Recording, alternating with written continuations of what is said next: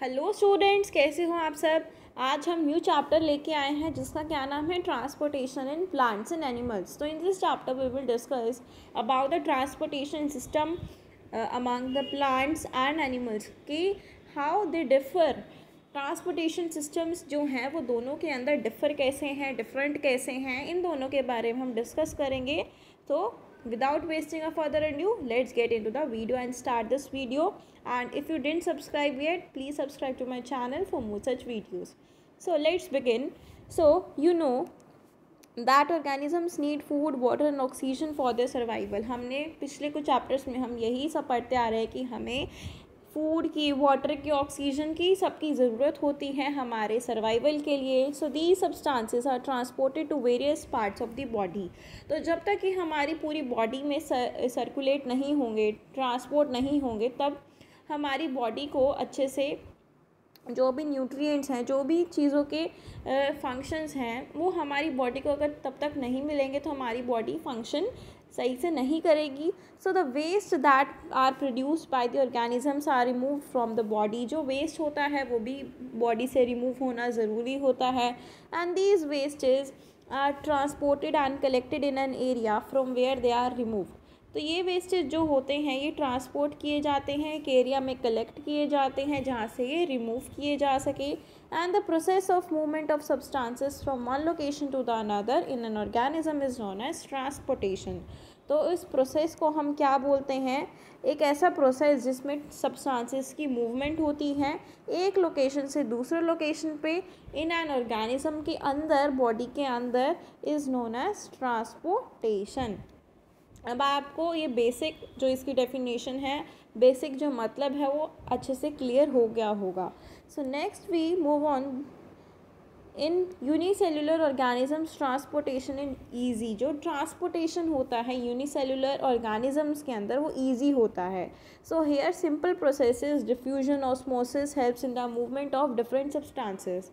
तो unicellular substances जो होते हैं, ऑर्गेनिजम्स जो होते हैं, उसके अंदर डिफ्यूजन और ऑस्मोसिस वो करता है। लेकिन जो मल्टी सेलुलर ऑर्गेनिजम्स होते हैं उनके different parts of the body perform different functions in the process of transportation. तो मल्टी सेलुलर होते हैं तो उसके अंदर बहुत सारे सेल्स प्रेजेंट हैं, तो हर सेल अपना अपना एक फंक्शन परफॉर्म करता है बॉडी को रेगुलेट करने के लिए। So how ever they stay connected so that each part receives it's required substances while the unwanted materials are eliminated from the body। तो ये इंश्योर करते हैं कि जो सारे रिक्वायर्ड सब्सटेंसेस है वो हर बॉडी पार्ट तक पहुँचे और जो अनवांटेड मटेरियल्स होते हैं वो बॉडी से एलिमिनेट हो जाएं। ठीक है। सो सिंपल प्रोसेसेस जैसे कि diffusion, osmosis are not sufficient here for transportation as a lot of time would be needed in such a case. तो इसमें मल्टी सेलुलर ऑर्गेनिजम्स में हमने देखा कि इसमें डिफ्यूजन ऑस्मोसिस नहीं होते और लेकिन यूनिसेल्युलर में होते हैं। This is the main difference between unicellular organisms and multi cellular organisms on the basis of transportation system. Next में move to the next topic, that is transpiration in plants। तो अब हम पढ़ेंगे ट्रांसपिरेशन प्लांट्स के अंदर कैसे होता है। First of all we talk about what is transpiration. So transpiration is the evaporation of water molecules in the form of water vapours from the plant surface. Transpiration क्या होता है। ट्रांसपिरेशन जैसे कि हमें यहाँ पे एक डायग्राम गिवन है, इसमें बताया है ट्रांसपिरेशन कैसे होता है। यहाँ से वाटर एब्जॉर्ब हुआ बाय द रूट्स, ठीक है, रूट हेयर्स ने उनको एब्जॉर्ब किया, फिर वो रूट्स तक गए, फिर बाद में सक्शन प्रेशर की वजह से वो ऊपर की तरफ जाते हैं थ्रू द बॉडी पार्ट्स, फिर वो ऊपर पहुंचते हैं। फिर जो एक्सेस वाटर होता है वो वाटर लॉस हो जाता है through the process of transpiration. तो ये क्या होता है, एवेपोरेशन ऑफ वाटर मॉलिक्यूल्स का इवेपोरेशन हो जाना in the form of water vapours from the plant के सरफेस से, specially from the stomata on its leaves. तो ये कहाँ से होता है, एक स्टोमेटा पोर्स लाइक स्ट्रक्चर होते हैं जहाँ से ये होता है। You may wonder why a plant loses water that it has absorb from the soil. तो आपने सोचा कि जो वाटर है वो सॉइल से हमने एब्जॉर्ब किया प्लांट ने और फिर वो उसको लूज़ क्यों कर रहा है। So plant absorbs water and minerals nutrients from the soil. तो प्लांट्स जो होते हैं वाटर और मिनरल्स कहाँ से एब्जॉर्ब करता है, सॉइल से। While most of the minerals are utilize the water is not fully used up. तो बहुत सारे मिनरल्स जो होते हैं वो यूटिलाइज हो जाते हैं लेकिन वाटर फुली यूज्ड नहीं होता। So it is this excess unused water जो इवेपोरेटेड आउट करने के लिए ज़रूरी होता है, बॉडी से एलिमिनेट करना ज़रूरी हो जाता है, इसीलिए वो बाहर निकल जाता है in the form of water vapours. Transpiration is beneficial to the plants. तो ये क्यों है beneficial? It creates a suction pull which helps water to be transported to great heights in tall trees. तो ये एक सक्शन पुल बना के रखता है जिससे जो वाटर है वो टॉल ट्रीज़ के अंदर ग्रेट हाइट्स, जो टॉल ट्रीज़ होते हैं उनकी बहुत लंबी लंबी हाइट्स होती हैं, तो ताकि वो पूरी बॉडी में अच्छे से सर्कुलेट हो सके और ट्रांसपोर्ट हो सके through the all body parts. तो इसीलिए ट्रांसपिरेशन प्लांट्स के लिए यूज़फुल है, बेनिफिशियल है। So it also helps to lower the plants body temperature in summers. Summer time पे क्या होता है, ये बॉडी टेम्परेचर को लो करके रखता है and it may be called a necessary evil. तो ये हमारा एक नेसेसरी एविल बनता है, necessary. And do you know a single maize plant loses about 245 litres of water through transpiration in one growing season. तो जो मेज प्लांट होता है वो ऑलमोस्ट 245 लीटर्स ऑफ वाटर को एलिमिनेट कर देता है बॉडी से in the form of water vapours. Next topic है हमारा that is transportation in animals. तो अब पढ़ेंगे ट्रांसपोर्टेशन एनिमल्स के अंदर कैसे आकर होता है। In higher animals including human beings there is circulatory system for transportation of different substances. तो हम एनिमल्स के अंदर हम भी आते हैं, ठीक है। तो ह्यूमन बींग्स जो होते हैं उसके अंदर एक सर्कुलेटरी सिस्टम हमने प्रीवियस क्लासेस में भी स्टडी किया था। तो उसमें क्या था कि हर एक चीज़ को फंक्शन करने के लिए सेपरेट एक सर्कुलेटरी सिस्टम है, रेस्पिरेटरी सिस्टम है, ये सारे सिस्टम्स बनाए हुए हैं। तो इसके अंदर क्या क्या होता है, digested food, oxygen, carbon dioxide, excretory waste et cetera. So the circulatory system in the higher animals consist of the heart, blood vessels and the blood. Let us discuss them in detail now. तो अब हम इसको detail में पढ़ेंगे। तो ये सारी क्या है, हमारी वेना कावा, वेन्स हैं, आर्टरीज़ हैं जो इस डायग्राम में शो की गई हैं। सो सबसे पहले हम पढ़ते हैं हार्ट के बारे में। हार्ट एक होलो मसल होता है in the middle left of the chest that pumps the blood to different parts of the body. हमें पता है कि जो हार्ट होता है वो हमारे लेफ्ट साइड में प्रेजेंट होता है चेस्ट के, और ये ब्लड को पंप करता है जो पूरी different parts of the body में ट्रांसपोर्ट किया जाता है। एक मस्कुलर वॉल होती है जिसको हम सेप्टम बोलते हैं, वो हार्ट को लेंथ वाइज डिवाइड करता है लेफ़्ट और राइट साइड से। एक वॉल्ड होती है जो 2 चैम्बर्स को डिवाइड करती है, अपर एट्रियम और लोअर वेंट्रिकल को। When the heart muscles contract, जब हार्ट की मसल्स कॉन्ट्रैक्ट करती हैं तो ब्लड को स्क्वीज़ करता है through the atria and then through the ventricles. वो ब्लड को आर्टरी से लेके कहाँ लेके जाता है, वेंट्रिकल्स के पास लेके जाता है। Oxygenated blood from the lungs flows into left atrium and then to all parts of the body. जो ऑक्सीजनेटेड ब्लड होता है, ऑक्सीजनेटेड ब्लड का मतलब जिसके अंदर ऑक्सीजन प्रेजेंट होती है, तो वो लंग्स से आके कहाँ जाता है, लेफ्ट एट्रियम में, फिर सारी पार्ट्स में जाता है बॉडी के। Deoxygenated blood, as the name suggests that deoxygenated, D means not present the oxygen in this blood returning from the body। फिर बॉडी से जो भी रिटर्न होके आता है जिसमें ऑक्सीजन ख़त्म हो जाता है, so flows into the right atrium and then to lungs for oxygenation. तो ऑक्सीजनेशन के लिए कहाँ जाता है, लंग्स के पास, और फिर राइट एट्रियम से राइट वेंट्रिकल में जाएगा, और ये पूरा सिस्टम चलता रहता है। So this system is known as circulatory system. So do you know if all blood cells in your body were to be arranged along a straight line? अगर एक जो हमारी बॉडी के अंदर ब्लड से वेसल्स हैं उनको हम एक स्ट्रेट लाइन में अरेंज कर दें, so the line would be almost 1 lakh kilometre long. तो हमारी जो वेन्स हैं वो कितनी होंगी, वो एक 1 किलोमीटर 1 लाख किलोमीटर लॉन्ग के ऑलमोस्ट, ठीक है, होंगी। नेक्स्ट हम पढ़ते हैं ब्लड वेसल्स के बारे में। तो ब्लड वेसल्स क्या होती हैं, ब्लड वेसल्स हमारा जो एक इंट्रिकेट नेटवर्क होता है ट्यूब्स का, जो ब्लड को ट्रांसपोर्ट करने में हेल्प करता है टू द एंटायर बॉडी, जिससे ब्लड जो है मूव करता है to all the body parts. Through these blood vessels, and blood vessels तीन तरह की होती हैं, आर्टरीज, वेन्स एंड कैपिलरीज। तो आर्टरीज क्या करती हैं, ऑक्सीजन रिच ब्लड को कैरी करती हैं हार्ट से to all the parts of the body. As blood flows through arteries at high pressure, तो जो ब्लड है वो आर्टरीज में हाई प्रेशर के साथ फ्लो करता है, तो वो थिक होती हैं, इलास्टिक वॉल्स होती हैं, और आर्टरीज स्मॉलर ट्यूब्स में कन्वर्ट हो जाती हैं, जिसको हम कैपिलरीज बोलते हैं when they enter the different organs of the body. तो वो जब दूसरे ऑर्गन्स में एंटर करती हैं तब हम उसे कैपिलरी बोलते हैं।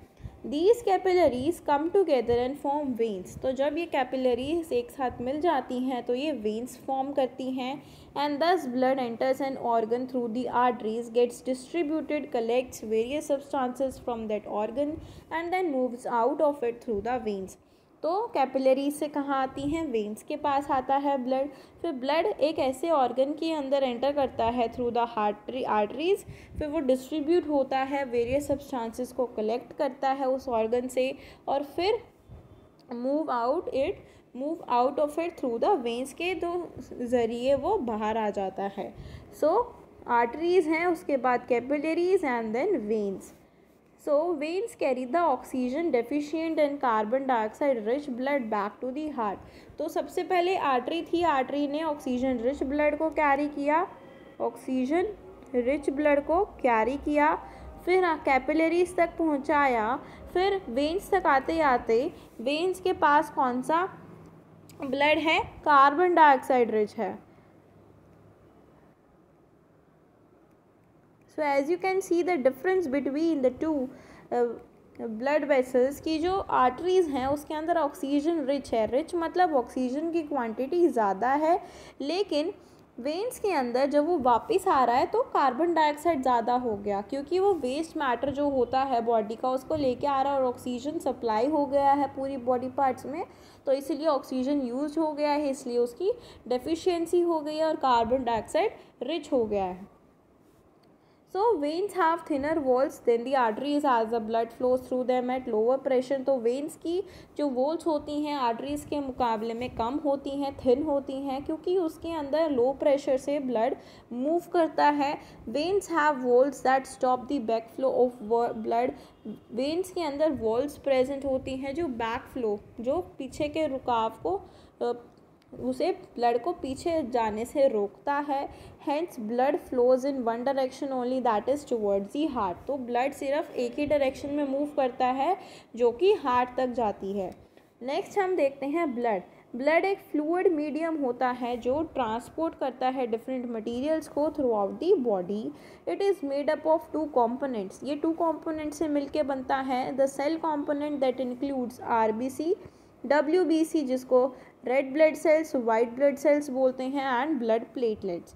सेकेंड कॉम्पोनेंट है लिक्विड कॉम्पोनेंट जिसको हम ब्लड प्लाज्मा बोलते हैं। Let us know a little more about these different components of the blood. तो इन दो कॉम्पोनेंट्स के बारे में हम पढ़ते हैं। सबसे पहला है RBC। RBC क्या होते हैं, ऐसे सेल्स होते हैं जिसके अंदर प्रोटीन मॉलिक्यूल हीमोग्लोबिन प्रेजेंट होता है। You already know that haemoglobin transports oxygen to different parts of the body. हमें पता है कि जो ऑक्सीजन कैसे ट्रांसपोर्ट होता है, हीमोग्लोबिन के थ्रू ट्रांसपोर्ट किया जाता है to the different parts of the body and is therefore known as respiratory carrier. तो ये हमने पिछले ही चैप्टर में, प्रीवियस चैप्टर में डिस्कस भी किया था कि जो हीमोग्लोबिन होता है उसे हम रेस्पिरेटरी कैरियर भी बोलते हैं। जो ब्लड होता है वो रेड कलर का होता है क्योंकि हीमोग्लोबिन रेड कलर देता है। Haemoglobin is a pigment due to the presence of haemoglobin. WBCs क्या होते हैं, these are the defence forces of the body. ये बॉडी को डिफेंस मैकेनिज़्म शो करते हैं। जो भी कोई बैक्टीरिया वायरस हमारी बॉडी को अटैक करने की कोशिश करता है तो हमारी बॉडी से ये लड़ते हैं। And white blood cells destroy harmful bacteria and dead cells, they protect our body against the infections. जो कोई भी इन्फेक्शंस जो भी हमारी बॉडी से अटैक करने की कोशिश करता है, हमारी बॉडी के अंदर एंटर करने की कोशिश करता है, उसके खिलाफ हमारी बॉडी को प्रोटेक्ट करता है। So these are the functions of WBCs, that is white blood cells. Next है प्लेटलेट्स। तो प्लेटलेट्स क्या होती हैं? प्लेटलेट्स क्लॉटिंग ऑफ ब्लड में हेल्प करती हैं।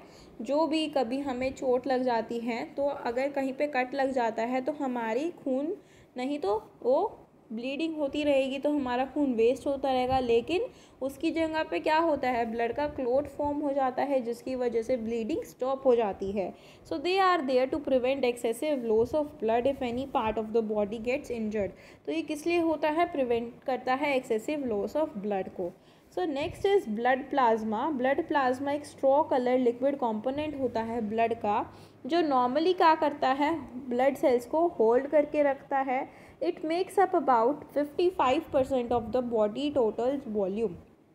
तो जो बॉडी की टोटल वॉल्यूम होती है दैट इज़ 100%, उसमें से 55% क्या प्रेजेंट होता है? That is blood plasma. Next है do you know. So the membrane और outer layer of the red blood cells is flexible like a soap bubble. जो आउटर लेयर है, मेम्ब्रेन है रेड ब्लड सेल की, वो flexible होती है like a soap bubble. It can bend itself in many directions without breaking. वो अपने आप को कहीं भी डायरेक्शन में मूव कर लेती है, मोड़ लेती है विदाउट ब्रेकिंग, बिना तोड़े। So this is important because the red blood cells must be able to pass through the tiniest blood vessels, that is the capillaries, to deliver oxygen wherever it is needed. तो जब भी हमें oxygen की ज़रूरत होती है, जो red blood sales होते हैं वो टाइनीस्ट ब्लड सेल्स वेसल्स में से भी मूव कर जाते हैं और ऑक्सीजन को डिलीवर करते हैं। नेक्स्ट हम पढ़ते हैं functions of blood. So the main functions of the blood can be summarised as follows. Blood जो होता है distribution of the digested food to all parts of the body में हेल्प करता है। Circulation of blood resulting in its distribution in the body also helps to maintain the body temperature. जो circulation होता है blood का, उसमें help करता है, जिससे बॉडी का टेम्परेचर मेंटेन रहता है। ब्लड सेल्स जो होते हैं जैसे कि WBC, वो इन्फेक्शंस के थ्रू हमें हमारी बॉडी को प्रोटेक्ट करता है। Clotting of blood is needed to prevent any excessive bleeding. Blood platelets helps in the clotting of blood. Next है blood transports the oxygen from the lungs to the tissues. जो blood होता है वो oxygen को transport करता है lungs से tissues तक। Blood also transports the carbon dioxide from the tissues through the lungs. तो ये अपोजिट हो जाएगा। अब हम पढ़ते हैं heart beat and pulse rate. तो heart beats as long as one stays alive. जब तक हम जिंदा रहते हैं तब तक हमारी जो हार्ट बीट होती है वो चलती रहती है। एक हार्ट बीट एक ऐसा कॉन्ट्रैक्शन और रिलैक्सेशन को कंस्टिट्यूट करके रखती है। मतलब एक हार्ट बीट जब हार्ट बीट करेगा, पंप होगा, तो कॉन्ट्रैक्शन और रिलैक्सेशन को हम दोनों को गिनेंगे। And the contraction of the heart is known as systole. तो कॉन्ट्रैक्शन ऑफ हार्ट को हम सिस्टोल बोल सकते हैं और रिलैक्सेशन को हम डायस्टोल बोल सकते हैं। So the rhythmic contraction of the heart and its main arteries is felt as regular jerks and is refer to as the pulse.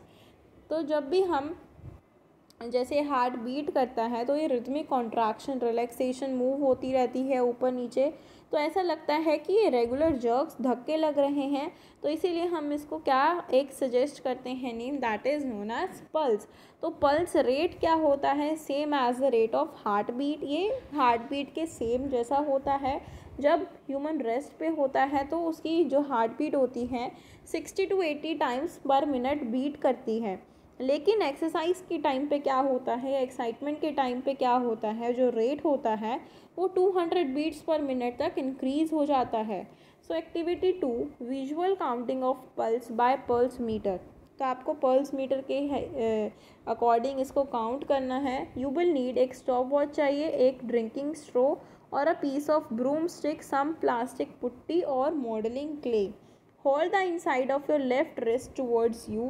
Place the index and middle fingers of your right hand on the inner side of your left wrist on the thumb side. तो आपको यहाँ पे अपनी ये middle finger और index finger को right hand पे रखना है on the inner side of your left wrist and feel the pulse. आपको पल्स को फील करना है। Now place a small piece of putty modelling clay on the wrist. आपने यहाँ पे क्ले को रख दिया। Where you feel the pulse, जहाँ पे आपने उसको ऑब्जर्व किया है। प्रेस अ स्ट्रो, फिर आपने स्ट्रो को प्रेस करना है into the putty so that it sticks upright from your wrist. Lay the back of your left hand on the table and observe, फिर आपने उसको ऑब्जर्व करना है। Every time the pulse passes the straw rocks slightly. Count the number of times the straw moves in 1 minute. This is your pulse rate. तो ये हमारा क्या होगा, पल्स रेट होगा. What happens to the pulse rate after some vigorous physical exercise? तो जब भी हम एक्सरसाइज करेंगे तो हमारा पल्स रेट इंक्रीज हो जाएगा. Next is, do you no English physician William Harvey's discovery of what the heart does and how the blood circulates is widely regarded as single greatest medical discovery of all times. तो इसमें क्या कहा गया है कि जो English physician था William Harvey की डिस्कवरी थी कि what the heart does and how the blood circulates.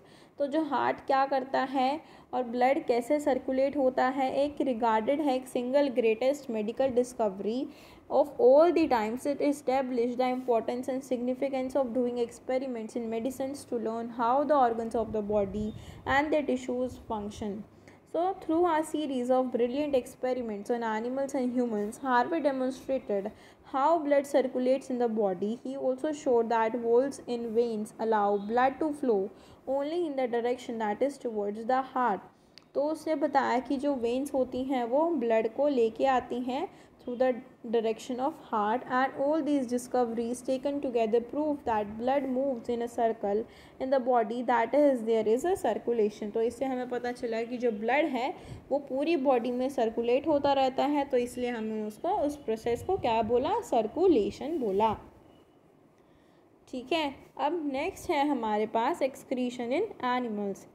अब process of removal of waste produced by living organisms is known as excretion. तो जो हमारा वेस्ट मटेरियल होता है उसको हमारी बॉडी से एलिमिनेट करना, उस प्रोसेस को हम क्या बोलते हैं, एक्सक्रीशन बोलते हैं. एक्सक्रीशन यूनिसेलुलर प्लांट्स और एनिमल्स के अंदर चलता है through the process of diffusion के थ्रू. मल्टीसेलुलर ऑर्गेनिजम्स में प्रोसेस कॉम्प्लेक्स हो जाता है, तो उसकी कुछ स्पेसिफिक एरियाज़ होते हैं जो उस परफॉर्म करते हैं उस फंक्शन को. तो उसके कुछ ऑर्गन्स हैं एक्सक्रीशन के हायर एनिमल्स के अंदर. तो फर्स्ट इज़ द किडनीज़. तो किडनीज़ एक हमारा एक्सक्रीटरी ऑर्गन है. हायर एनिमल्स में सेल जनरेट करता है वेस्टेज को, जैसे कि urea when nutrients are broken down within them. These wastes are toxic and therefore have to be removed from the body. तो ये हमारी बॉडी के अंदर टॉक्सिक हो जाते हैं, जिसकी वजह से हमें उसको हमारी बॉडी से रिमूव करना ज़रूरी है. So these waste are transported by the blood to the kidneys. तो ये वेस्ट ब्लड से किडनीज तक जाता है, फिर किडनी उसको प्रोसेस करती है और उसको यूरिन की फॉर्म में कन्वर्ट करती है. And this is pass through the ureters to the urinary bladder and finally remove from the body through the urethra. फिर ये यूरेथ्रल ओपनिंग से बाहर आ जाता है. The undigested food is eliminated during egestion from the anus as faeces and this should not be confused with excretion. तो ये undigested waste जो होता है वो इजेशन के थ्रू, एनस के थ्रू बाहर आ जाता है, जिसको हम फीसेस बोलते हैं या फीकल मैटर भी बोल सकते हैं. तो इसके अंदर ये हमने पढ़ा. अब हम चलते हैं डू यू नो पे. तो 2 किडनीज होती हैं बॉडी के अंदर, वो रिसीव करती हैं 1100 से 2000 litre of blood per day. And because the body has only 5.6 litres of blood, the blood runs through the kidneys to be purified once about every 4 minutes. तो ब्लड उसको सर्कुलेट करता है. किसको सर्कुलेट करता है, किडनीज ब्लड को पूरा दिन सर्कुलेट करती है और उसको प्योरीफाई करती है. नेक्स्ट है the lungs. Carbon dioxide produced by the cells during respiration is remove through lungs by exhalation. जो कार्बन डाइऑक्साइड हम इनहेल करते हैं उसको एक्सहेल करना भी ज़रूरी हो जाता है. Skin offers a large surface area for losing body heat. Skin is supplied with a large number of blood capillaries and sweat glands. When there is a rise in temperature sweat glands get activated and produce sweat. तो जब भी हमारा जो temperature है वो बढ़ता है, ठीक है, when there is rise in temperature, तो स्वेट ग्लैंड्स एक्टिवेट हो जाते हैं और जिससे स्वेट पसीना आना शुरू हो जाता है, जिसकी वजह से हम कूल फील करते हैं due to the evaporation of sweat. And small amounts of urea, salts and other metabolic waste are also eliminated through sweating. तो ये सारी चीज़ें पसीने के थ्रू भी निकल जाती हैं बॉडी से. नेक्स्ट है keywords. First is arteries, blood vessels जो ऑक्सीजन रिच ब्लड को कैरी करती है हार्ट से to different parts of the body. Blood plasma liquid component होता है ब्लड का। ब्लड प्लेटलेट्स जो क्लॉटिंग ऑफ ब्लड में हेल्प करती हैं। ब्लड वेसल्स 3 तरह की नेटवर्क ऑफ ट्यूब्स होती हैं जो ब्लड को ट्रांसपोर्ट करती हैं पूरी बॉडी के अंदर। डायस्टोल रिलैक्सेशन को हम बोल सकते हैं। एक्सक्रीशन जिसमें हम removal of waste produced by the living organisms, उस प्रोसेस को एक्सक्रीशन बोला जाता है। हार्ट एक पंपिंग ब्लड सिस्टम होता है जिसमें ब्लड को पंप किया जाता है to different parts of the body. Phloem plant का टिश्यू होता है जो फूड को ट्रांसपोर्ट करता है प्लांट्स के अंदर। सिस्टोल को हम कॉन्ट्रैक्शन ऑफ हार्ट मसल्स भी कह सकते हैं। ट्रांसपोर्टेशन में movement of substances in an organism. Transpiration loss of water vapour from the surface of the leaves that is through the stomata on the leaves. Veins क्या होती हैं? Blood vessels होती हैं जो ऑक्सीजन डेफिशिएंट और carbon dioxide rich जो blood है उसको हार्ट के पास लेके जाती हैं। नेक्स्ट है xylem, plant tissue which transports water and minerals in plants. एक ऐसा टिश्यू जो वाटर और मिनरल्स को ट्रांसपोर्ट करता है प्लांट्स के अंदर। ठीक है, अब नेक्स्ट है यू मस्ट नो, ये हम नेक्स्ट वीडियो में डिस्कस करेंगे, पढ़ेंगे। So till then stay tune for the next video and if you like my video please do like, share and subscribe to my channel for more such videos. Thank you.